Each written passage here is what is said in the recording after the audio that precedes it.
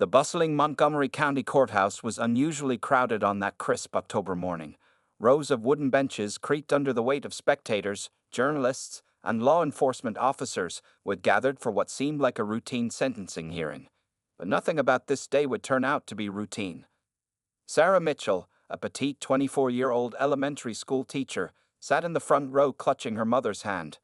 Dark circles under her eyes revealed countless sleepless nights, and her once confident posture was now slightly hunched, as if she carried an invisible weight on her shoulders. Next to her sat her father, Robert Mitchell, a retired postal worker whose weathered face showed the strain of watching his daughter suffer over the past 8 months. At precisely 9:30 a.m., the bailiff's voice rang out through the crowded courtroom. "All rise. The Honorable Judge Angela Thompson presiding." The rustling of clothes and shuffling of feet filled the air as everyone stood. Judge Thompson, a distinguished African-American woman in her early 60s, entered the courtroom with measured steps. Her reputation for fairness and no-nonsense approach to justice had earned her both respect and admiration during her 15 years on the bench. The defendant, Marcus Cooper, was led into the courtroom by 2 corrections officers. At 28 years old, he cut an imposing figure, 6 feet 2 inches tall with broad shoulders and a muscular build. He wore an orange jumpsuit that seemed at odds with the cocky smile playing at the corners of his mouth. His attorney, a public defender named James Morrison, looked tired and slightly uncomfortable as he watched his client's casual demeanor. District Attorney Patricia Rodriguez sat at the prosecution table, her files neatly arranged before her. She had spent months building this case, and the evidence had been overwhelming. Cooper had been found guilty of home invasion, assault, and theft 3 weeks earlier. The jury had taken less than 2 hours to reach their verdict. The tension in the courtroom was palpable as Judge Thompson reviewed the case files. The sound of paper shuffling seemed unnaturally loud in the silent room. Several reporters from local newspapers sat in the back row, their pens poised over notepads, ready to document every detail of the proceedings. "We are here today for the sentencing of Marcus Cooper," Judge Thompson announced, her voice clear and authoritative. "Before we proceed, I understand the victim wishes to make a statement." She turned her attention to Sarah Mitchell. "Ms. Mitchell, you may approach the podium." Sarah slowly rose from her seat, her legs slightly shaking. Her mother gave her hand one final squeeze of encouragement. As she made her way to the podium, several people noticed how small she appeared compared to her attacker, who continued to wear that same unsettling smile. The courtroom fell silent as Sarah adjusted the microphone. Her hands trembled as she unfolded a piece of paper. When she began to speak, her voice was stronger than anyone expected. "Your Honor," she started, "8 months ago, my life changed forever." From his seat, Cooper slouched further in his chair, his expression growing more dismissive by the second. His attorney noticed and discreetly elbowed him, trying to get him to sit up straight. But Cooper seemed determined to show his complete disregard for the proceedings. Officer Jenny Martinez, who had been first to respond to Sarah's 911 call on the night of the invasion, sat in her uniform near the back of the courtroom. She remembered finding Sarah huddled in her closet, terrified and traumatized. Watching Cooper's behavior now made her jaw clench in anger. The morning light filtered through the high windows of the courtroom, casting long shadows across the floor. The old ceiling fans spun lazily overhead, their gentle whoosh providing a steady backdrop to the proceedings. Family members of both the victim and the defendant filled the benches, creating an invisible line of tension down the middle of the room. No one in the courtroom could have predicted what was about to unfold. Not the seasoned court reporter who had transcribed thousands of cases, not the veteran bailiff who thought he'd seen everything, and certainly not Marcus Cooper, whose smirk was about to vanish in a way nobody expected. This ordinary October morning was about to become one of the most memorable sessions in Judge Thompson's long career, and a day that would be talked about in legal circles for years to come. Sarah Mitchell's voice grew stronger as she continued her victim impact statement. Her hands still trembled, but her words carried clearly through the courtroom. "That night, I was asleep in my bed when I heard something downstairs. At first, I thought it might be my cat knocking something over. I never imagined." She paused, taking a deep breath. In the gallery, her mother wiped away tears with a tissue while her father's face grew increasingly red with suppressed anger.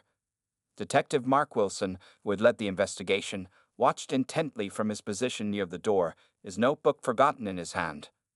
"I never imagined that someone would be inside my home," Sarah continued. "When I opened my bedroom door, he was there at the top of the stairs. Marcus Cooper was standing there, wearing all black, with a crowbar in his hand." Her voice cracked slightly, but she pressed on. "The look in his eyes, I'll never forget it. It was like he was enjoying my fear." Cooper shifted in his seat, his chains rattling slightly. His attorney placed a warning hand on his arm, but Cooper shrugged it off. The smirk on his face grew more pronounced as Sarah described how he had cornered her in the hallway. "He told me to give him all my money, my jewelry, anything valuable. When I said I didn't have much cash at home, he—" Sarah's voice faltered. Judge Thompson leaned forward slightly, her expression compassionate but professional. "He swung the crowbar at my bedroom mirror, shattering it. He said the next swing would be at my head if I didn't cooperate." From her seat at the prosecution table, District Attorney Rodriguez watched Cooper's reactions carefully. She had tried hundreds of cases, but something about Cooper's demeanor today was different. Most defendants at least attempted to show remorse during sentencing. Sarah continued describing the terrifying 30 minutes during which Cooper ransacked her home. She spoke about how he had forced her to sit on the floor, how he had taunted her by dangling her mother's heirloom necklace in front of her before pocketing it, and how he had knocked over every photo frame she owned just because he could. "The thing that haunts me most," Sarah said, her voice growing quieter, "isn't the things he stole. It's not even the damage he did to my home. It's the fact that I no longer feel safe anywhere. I sleep with lights on. I've installed 3 different security systems. I jump at every sound. I had to move back in with my parents because I can't bear to be alone at night." At this point, Cooper let out a small chuckle. Several heads turned sharply in his direction. His attorney looked mortified, but Cooper seemed emboldened by the attention. His smirk had grown into a full grin. Sarah's hands began shaking more violently, but something in her posture changed. She straightened her back and looked directly at Cooper for the first time since entering the courtroom. "You might think this is funny, Mr. Cooper, but you didn't just rob my home. You stole my peace of mind. You took away my sense of security. You changed who I am as a person." Cooper's response was to lean back in his chair and roll his eyes dramatically. A murmur of disapproval rippled through the courtroom. Judge Thompson's expression darkened, but she allowed Sarah to finish her statement.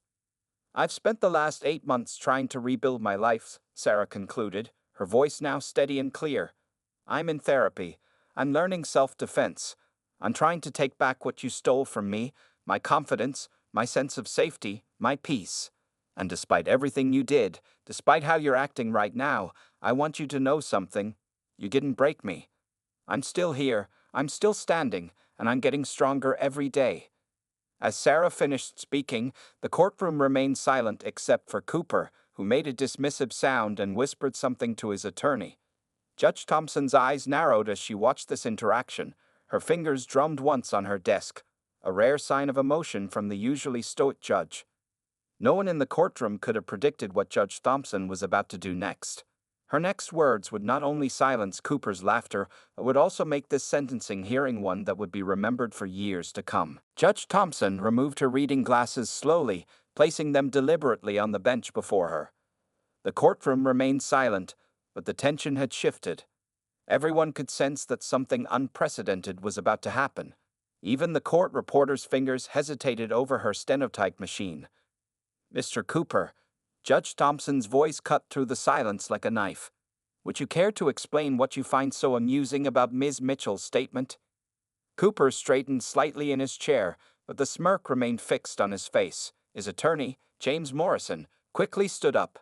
"Your Honor, my client." "No, Mr. Morrison," Judge Thompson interrupted, raising her hand. "I want to hear from Mr. Cooper himself." Her dark eyes fixed steadily on the defendant. "Stand up, Mr. Cooper."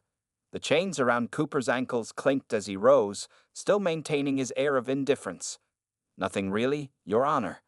Just think she's making a big deal out of nothing. I mean, it's not like I actually hurt her or anything." A collective gasp echoed through the courtroom. Sarah's mother let out a quiet sob, while her father's face turned an even deeper shade of red. Detective Wilson shifted uncomfortably in his seat, his hand unconsciously moving to his badge. Judge Thompson's expression remained unchanged, but her voice took on an edge that made even the most seasoned courtroom veterans sit up straighter. "Nothing, Mr. Cooper. Let me make sure I understand your position. Breaking into someone's home in the middle of the night, threatening them with a crowbar, destroying their possessions, and terrorizing them, you consider that nothing?" Cooper shrugged, seemingly oblivious to the hole he was digging for himself. "People get robbed every day. They get over it. She's got insurance, right? Besides, rich people like her." "Sit down, Mr. Cooper," Judge Thompson commanded, her voice now carrying a steel edge that finally seemed to penetrate Cooper's cocky demeanor. He sank back into his chair, the smirk wavering slightly for the first time. The judge turned to the court officer. "Officer Martinez, please wheel in the video screen from the conference room." The request caught everyone by surprise. This wasn't standard procedure for a sentencing hearing. As Officer Martinez left to fetch the equipment, Judge Thompson addressed the courtroom. "It seems Mr. Cooper needs a reminder of exactly what transpired on the night in question. Fortunately for us, Ms. Mitchell's newly installed security cameras captured everything." Cooper's smirk completely disappeared. His attorney leaned over, whispering urgently in his ear, but Cooper brushed him off again, though with noticeably less confidence than before. The heavy doors opened as Officer Martinez returned with a large flat-screen monitor on a wheeled stand. She positioned it so that everyone in the courtroom could see it clearly, but most importantly, so that Cooper had an unobstructed view. "District Attorney Rodriguez," Judge Thompson said, "please prepare the security footage. Mr. Cooper seems to have forgotten the severity of his actions. I believe a replay of events might help refresh his memory." The prosecutor nodded, producing a USB drive from her briefcase. As she walked toward the screen, Cooper finally showed his first sign of genuine discomfort, shifting in his seat and glancing toward the exit. "Your Honor," Morrison stood again, "I must object. The footage has already been shown during the trial. This seems unnecessary for sentencing." "Objection noted and overruled, Mr. Morrison," Judge Thompson replied firmly. "Your client's behavior to date has made this necessary. Sometimes, we need to see ourselves as others see us to understand the impact of our actions." The screen flickered to life, showing a timestamp from 8 months ago. The black and white footage showed Sarah's peaceful suburban home at night. Cooper's face had lost all traces of amusement now, replaced by a growing unease as he watched himself appear on screen, testing windows and doors until he found his way in. Judge Thompson's voice carried throughout the silent courtroom. "We will watch every minute of this footage, Mr. Cooper. And after each significant moment, you will explain to this court, to Ms. Mitchell, and to everyone present exactly what you were thinking. Perhaps then you'll find less humor in this situation." The smirk was gone completely now, replaced by a look of dawning realization. Cooper was about to learn that sometimes karma comes dressed in judges' robes. The security footage played in stark black and white, showing Cooper moving through Sarah's home like a predator. Judge Thompson sat perfectly still, her eyes fixed on the screen as the events of that terrible night unfolded. The only sounds in the courtroom were the soft audio from the security cameras and Cooper's increasingly uncomfortable shifting in his chair. "Stop the video there," Judge Thompson commanded as the footage showed Cooper entering Sarah's kitchen. "Mr. Cooper, explain to the court why you chose to put on gloves at this moment." Cooper swallowed hard, his earlier bravado evaporating under the judge's stern gaze. I don't want to answer that." "That wasn't a request, Mr. Cooper. Answer the question." "2. To not leave fingerprints," he mumbled, his voice barely audible.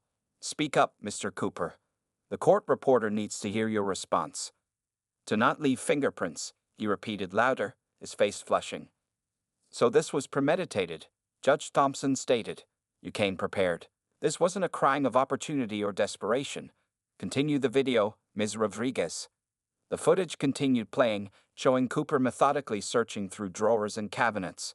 His movements were careful, calculated. The timestamp showed he spent 15 minutes thoroughly checking the first floor before heading toward the stairs. "Stop," Judge Thompson ordered again. "Mr. Cooper, what were you thinking as you walked up those stairs, knowing there was someone sleeping up there?" Cooper remained silent, staring at his hands. "Your Honor," his attorney intervened, "I must advise my client." "Mr. Morrison," Judge Thompson cut in, Your client waived his right to remain silent when he decided to mock Ms. Mitchell's suffering in my courtroom. Mr. Cooper, answer the question. Cooper's chains rattled as he shifted uncomfortably. I wasn't thinking about anything specific. Really? Judge Thompson's voice dripped with skepticism. The video shows you pausing at the bottom of the stairs for 30 seconds. What were you considering during that time? In the gallery, Sarah wrapped her arms around herself, reliving the moment. Her mother pulled her closer, offering silent support. Cooper started, then stopped. For the first time, he couldn't meet anyone's eyes. I was listening to see if anyone was awake. Continue the video, Judge Thompson ordered. The next segment showed Cooper reaching the top of the stairs just as Sarah opened her bedroom door. The terror on her face was clearly visible in the footage. Cooper's recorded voice rang out. Don't scream, or you'll regret it. Stop, Judge Thompson commanded again. Mr. Cooper, where's your smirk now? Is this still amusing to you?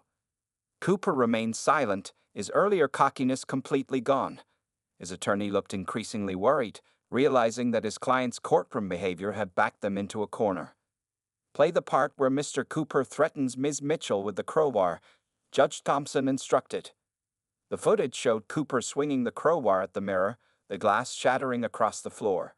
Sarah's frightened whimper could be heard clearly through the speakers. Several jurors who had stayed to watch the sentencing flinched at the sound. Detective Wilson, still watching from his position near the door, noticed how Cooper seemed to shrink into himself with each passing minute. The detective had seen this transformation before, the moment when criminals finally faced the reality of their actions. Stop the video, Judge Thompson ordered once more. She turned her attention to Cooper. You smiled when Ms. Mitchell described this moment earlier. Are you still finding it funny? No, Your Honor, Cooper whispered, his voice barely audible. I'm sorry, what was that? No, Your Honor, he repeated louder, his voice cracking slightly. Judge Thompson leaned forward in her chair.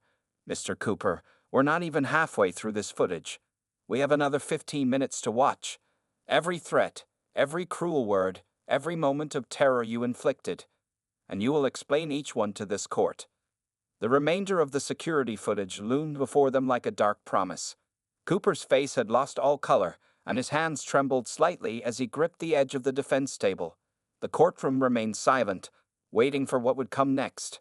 Judge Thompson had turned the tables completely, and everyone present knew that this sentencing hearing was about to become even more intense. The security footage continued playing, showing the increasingly disturbing events of that night. Every few minutes, Judge Thompson would pause the video, forcing Cooper to explain his actions. His responses grew more subdued with each explanation, the weight of his crimes becoming impossible to ignore. Stop here, Judge Thompson commanded as the video showed Cooper ransacking Sarah's jewelry box. Explain why you spent so much time examining each piece before taking it. Cooper shifted uncomfortably in his chair. I was checking which ones were valuable. No, Judge Thompson corrected, her voice sharp. The evidence shows you worked at a jewelry store for 2 years. You knew exactly what was valuable. Tell the truth. A bead of sweat rolled down Cooper's forehead. I wanted to make her watch me decide what to take. I wanted her to feel powerless. Sarah's father stood up abruptly, but was gently pulled back down by his wife. The bailiff took a step forward, ready to maintain order, but Judge Thompson raised her hand slightly, signaling everything was under control. Continue the video, she ordered. The next segment showed Cooper deliberately knocking over family photos, stepping on frames, and destroying personal mementos. The sound of breaking glass filled the courtroom speakers. On screen, Sarah could be heard pleading with him to stop. Pause it, Judge Thompson commanded. Mr. Cooper, those items you destroyed, did you think they had monetary value? No, Your Honor. Then why destroy them? Cooper remained silent. Answer the question, Mr. Cooper. Because I could, he finally admitted, his voice barely above a whisper. The courtroom was so quiet you could hear the old ceiling fan creaking overhead. District Attorney Rodriguez watched Cooper intently, noting how his shoulders had begun to sag, how the arrogance had drained from his posture.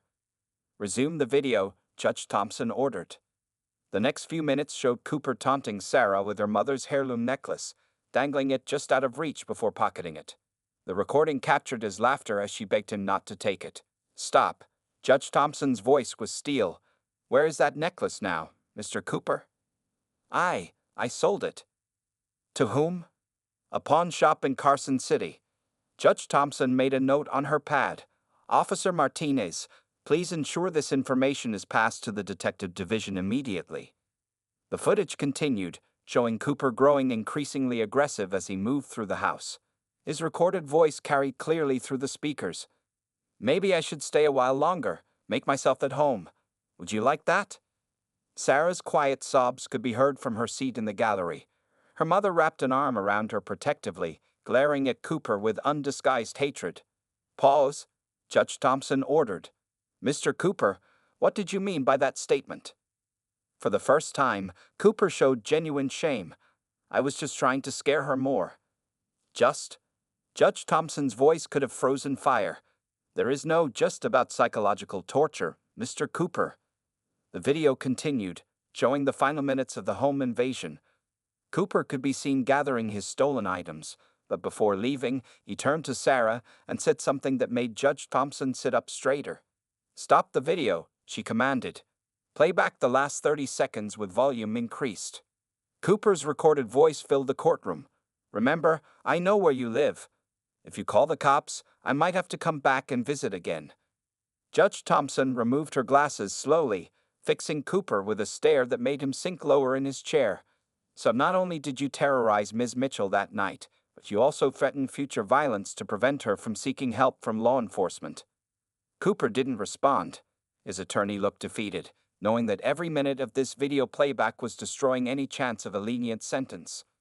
"Continue playing," Judge Thompson ordered, her voice carrying a note of finality that suggested the worst was yet to come. The courtroom settled in for what everyone now realized would be an exhaustive examination of every cruel moment, every threatening word, and every malicious action. Judge Thompson was ensuring that Cooper's punishment would begin long before she announced his formal sentence. As the video footage entered its final phase, Judge Thompson's methodical breakdown of Cooper's actions had transformed the courtroom atmosphere completely. The once smirking defendant now sat hunched over, his earlier bravado replaced by visible distress as he was forced to confront the full scope of his crimes. "Let's discuss what happened after you left Ms. Mitchell's home," Judge Thompson said, nodding to District Attorney Rodriguez, who switched to footage from neighboring houses' security cameras. "This shows you casually walking down the street, stopping to examine your stolen items under a streetlight. Explain your state of mind at this moment." Cooper's voice was barely audible. "I don't remember." "The evidence suggests otherwise," Judge Thompson replied. "The footage shows you laughing, holding up Ms. Mitchell's jewelry to the light. Were you proud of yourself, Mr. Cooper?" The silence in the courtroom was deafening. Detective Wilson leaned forward in his seat, remembering how this particular piece of evidence had helped them track Cooper down. The streetlight footage had captured clear images of his face, leading to his identification and arrest. "Answer the question, Mr. Cooper," Judge Thompson pressed. "Yes," he finally admitted, his voice cracking. I was feeling good about it." "And now?" Judge Thompson asked. "How do you feel watching yourself celebrate after terrorizing an innocent woman in her own home?" Cooper's hands trembled as he wiped sweat from his forehead. "I feel sick." "Continue the video," Judge Thompson ordered. The next segment showed Sarah's neighbor, Mrs. Henderson, discovering her in the aftermath of the invasion. The elderly woman could be seen rushing across her lawn in her nightgown after hearing Sarah's cries for help. The timestamp showed 3:47 a.m. "Stop," Judge Thompson commanded. "Ms. Mitchell wasn't the only victim that night, was she, Mr. Cooper?" Mrs. Henderson, who is 73 years old, suffered a mild heart attack from the stress of finding her young neighbor traumatized. "Did you know that?" Cooper shook his head slowly, his face pale. "The medical bills from her 3-day hospital stay will be added to your restitution requirements," Judge Thompson informed him. "Actions have consequences, Mr. Cooper, often far beyond what we initially imagine." District Attorney Rodriguez produced another video file. "Your Honor, we also have footage from the pawn shop where Mr. Cooper sold the stolen items." "Play it," Judge Thompson ordered. The grainy footage showed Cooper joking with the pawnshop clerk, haggling over prices as if he were selling his own possessions. He appeared relaxed, even cheerful, as he profited from his crime. "Mr. Cooper," Judge Thompson's voice cut through the quiet. "The necklace you sold for $200. That was a family heirloom passed down through 4 generations of Ms. Mitchell's family. Its monetary value was far higher than what you received, but its sentimental value was priceless. Do you understand that concept? Priceless?" Cooper nodded silently, unable to look up from the floor. "Words, Mr. Cooper. This court requires verbal responses. Yes, Your Honor. I understand." Detective Wilson stood up quietly and handed a document to the bailiff, who passed it to Judge Thompson. She reviewed it briefly before addressing Cooper again. "This is a report from the prison psychiatrist who evaluated you. She notes that you showed no remorse during your initial assessment. In fact, you bragged about how easy it was to terrorize Ms. Mitchell. Would you like to read your own words back to the court?"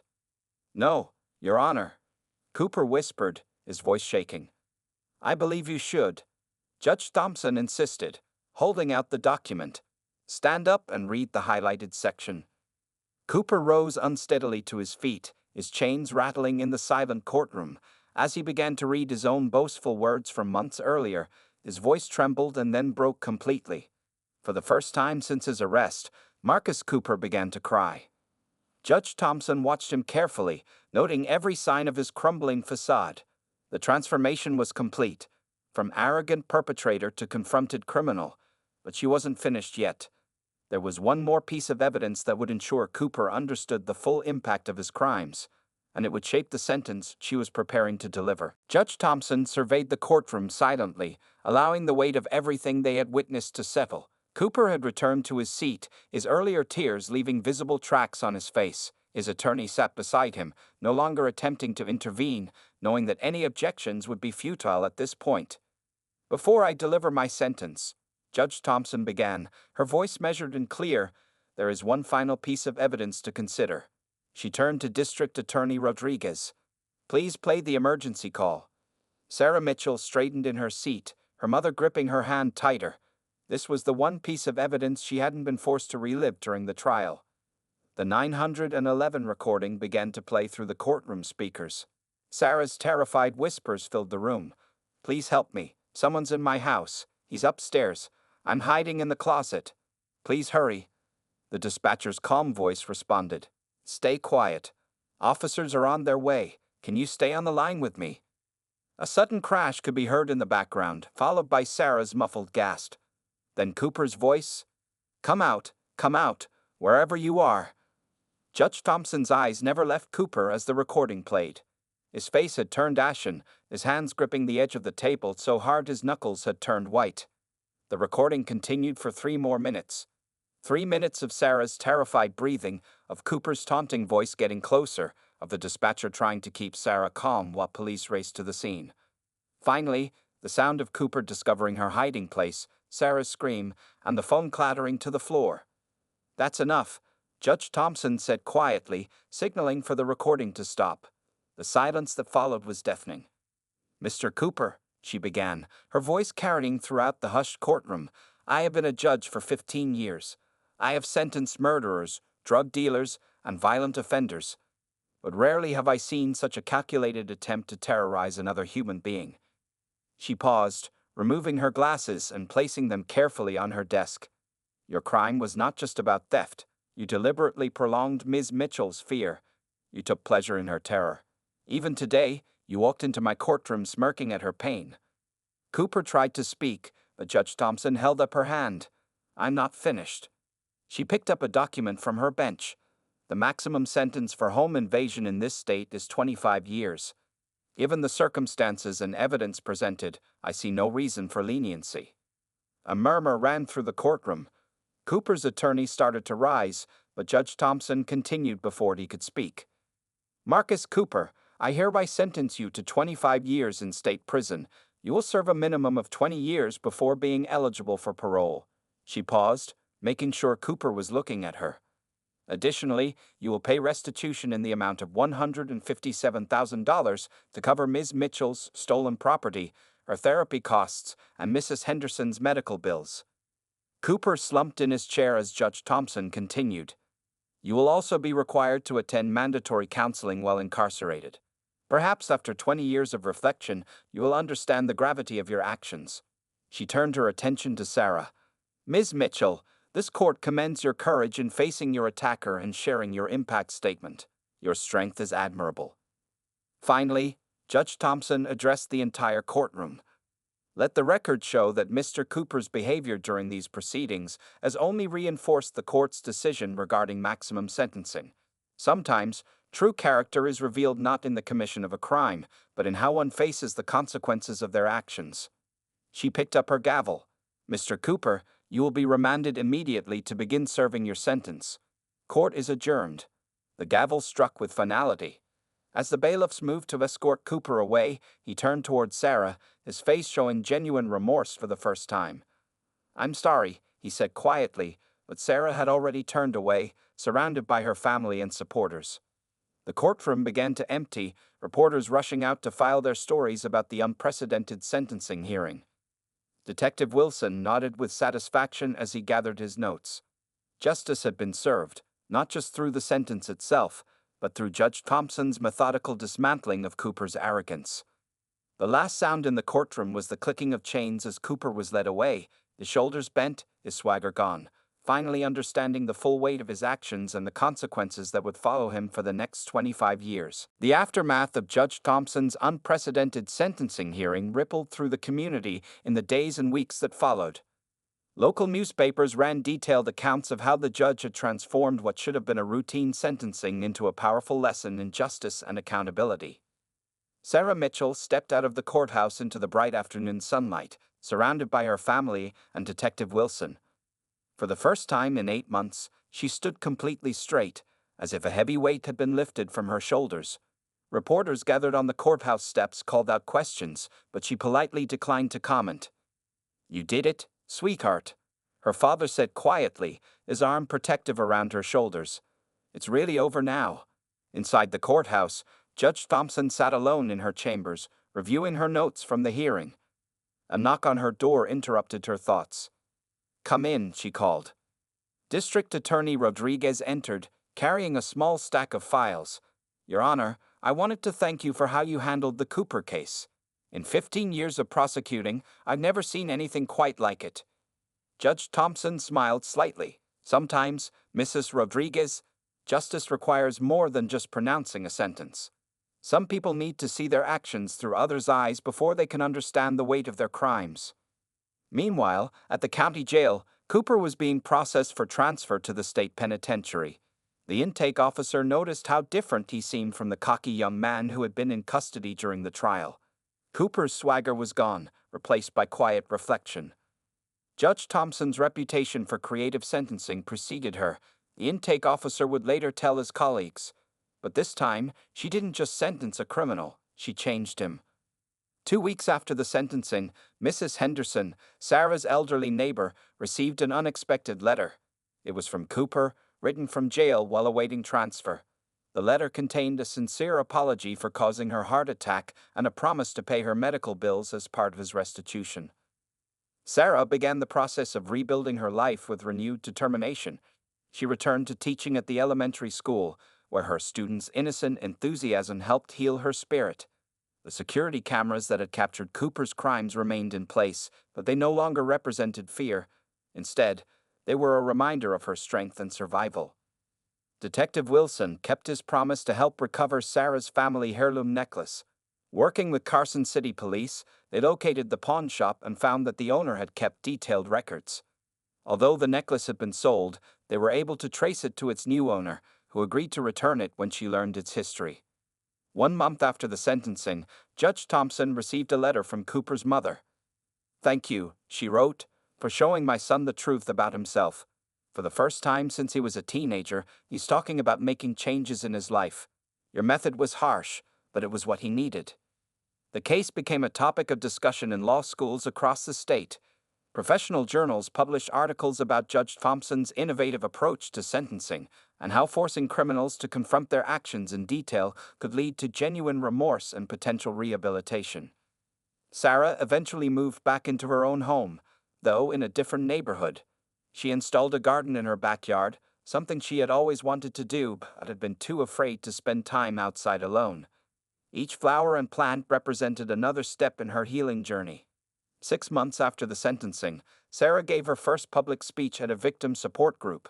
She shared her story not as a victim, but as a survivor. She spoke about fear, courage, and the power of facing one's attacker. But mostly, she talked about rebuilding, how sometimes the worst moments in life can lead to unexpected strength.